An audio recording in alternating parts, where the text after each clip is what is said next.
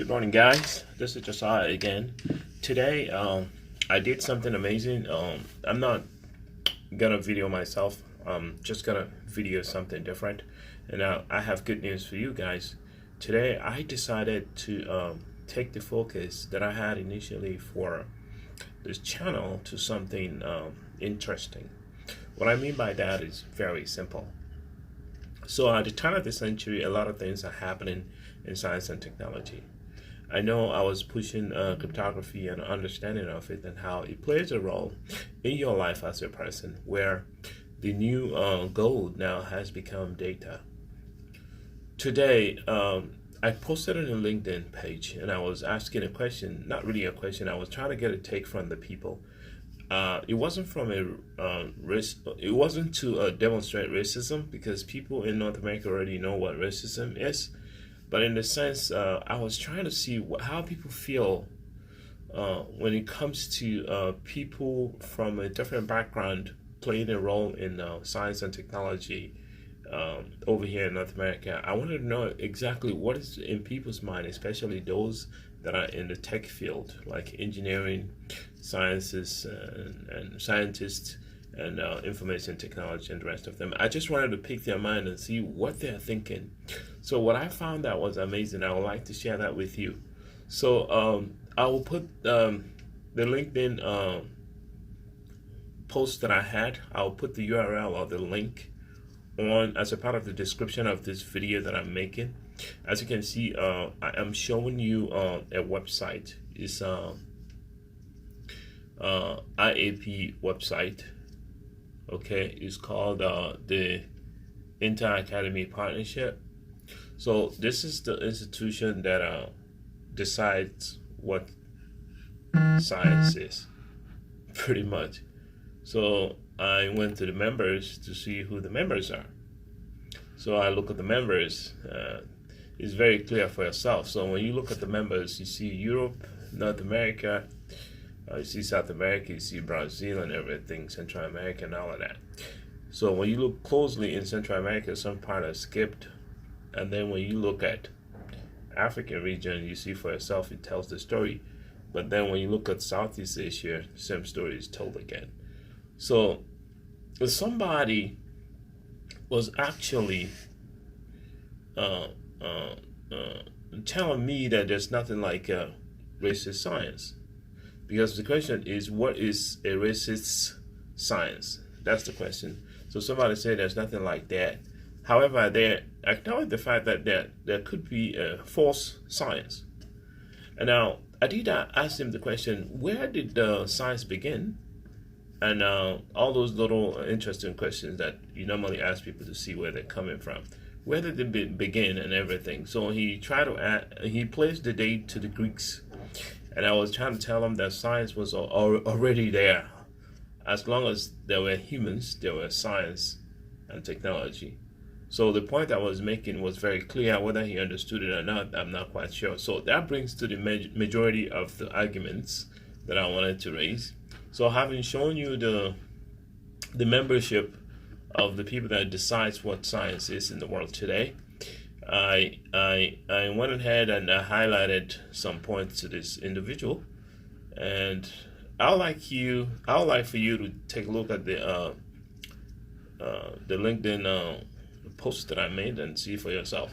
So I made this highlight form so he can see clearly that people are not included. A group of people are not included in whatever decision that's being made for science or technology. And with that being said, we know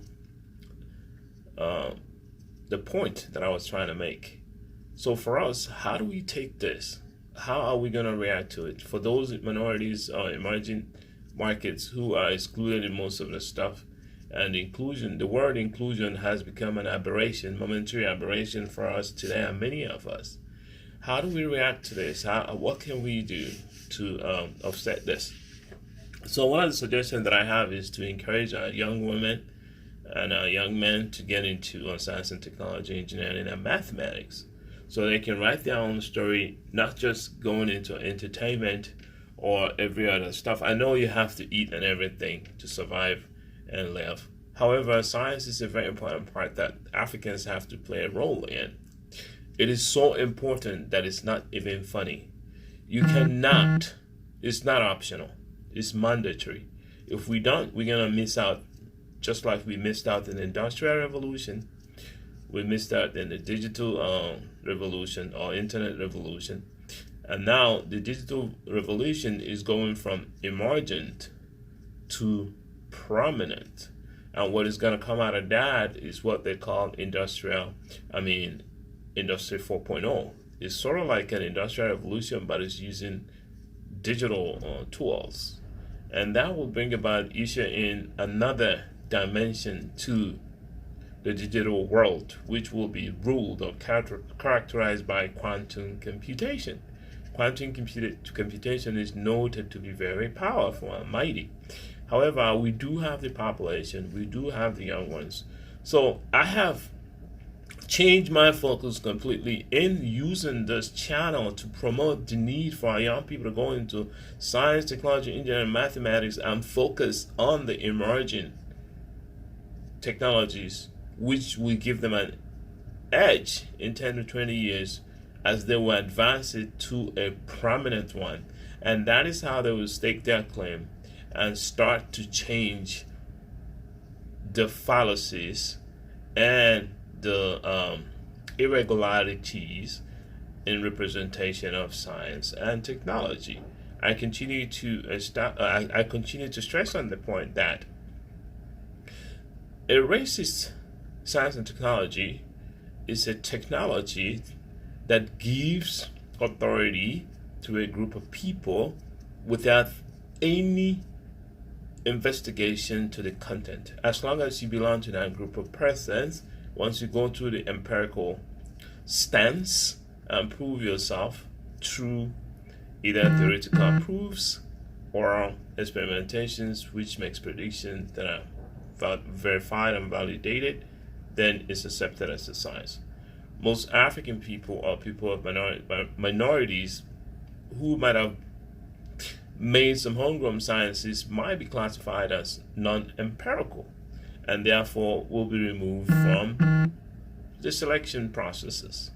However, if you can engage yourself and study hard and prove what you have and show in a practical way that it works, maybe having a product that accomplishes the scientific findings, you will be in a better position. You might even build an international body to recognize your own people or your own group, and then it will be something that will be it will be arguable to which one is science or which one is not science, or which one is good enough or which one is not good enough. So the bottom line is people have to strive harder to do what they need to do. Okay? Now, moving forward, the enemy, most of the time people point outside that the enemy is outside. The enemy is within us. How do we support what can change our lives? I know we want to look good and dress fine and all that. We also need to be strategic. Science and technology requires patience, and it is something that you do in a strategic manner. You have to have a stratagem in how to make this work. Where do we start? There are many emerging technologies that came out as a result of innovations that are out there, which have clearly shown how marginalized some of this technology could be. These are what I call biased technology, okay? So all these racist science brings about biased technology plus racist science. You know what it does to humans? It makes us non-sustainable, okay? So you have in Africa people dumping all kind of stuff because these things cannot be fixed anymore. Their life cycle is finished. Instead of upcycling, we have recycle, and then when these things are dumped, they end up hurting our people. These things have chemicals or substances that are hazardous to human health. So I hear about record of the electronics components which contain some organic materials or elements which could be toxic when exposed to the environment. There's a lot of news on that. So to make a long story short, This is to pique your interest and create awareness in you so you can pursue studies in these emerging areas. I'll give you a couple of examples. Data science is gonna be great and big and huge. So think about that. Big data is another one. Machine learning is another one. Okay, artificial intelligence is another one. Deep learning is another one. And again, in information technology, the biggest fear for every nation is online privacy, and the capability of an assailant to get into the system as they please is also a problem. So you might be looking into cryptography. Cryptography is an interesting science which has broadened the mind of mathematicians to realize that they can't really solve it with math, and the opening is there.